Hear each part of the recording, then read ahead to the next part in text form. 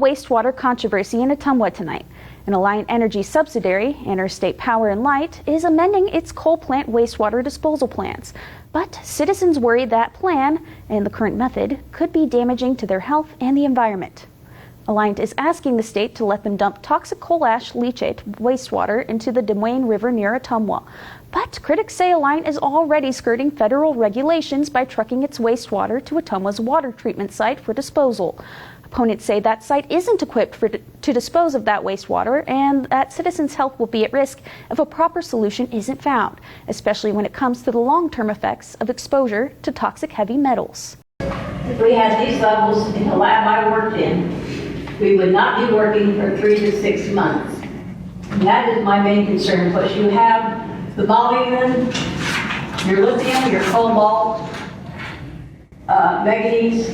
These are all radioactive. How are they going to address this? They do test people for toxins and heavy metals. There's really high rates among the people that I test. I went back through my tests over the last 3 years, and every single person I test is high in certain of the heavy metals, including like lead, cadmium, other things. If you're a pregnant person and you're expecting a child, that concentrated methylmercury enters the brain tissue of the child.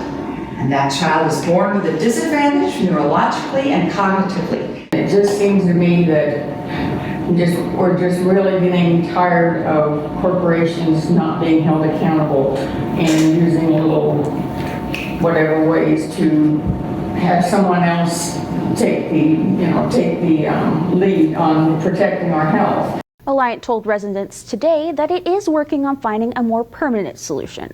Representatives say new laws have overly specific language that is causing confusion, especially when it comes to discussions around contaminated groundwater. The term is probably poorly chosen. It's something that we'll have to work with and reissue this general stormwater permits, because I can understand now after talking to different people and seeing the comments here, the confusion that arises when you say, well, the groundwater doesn't meet the definition of uncontaminated groundwater, and thus it must be contaminated, and somebody must have polluted it.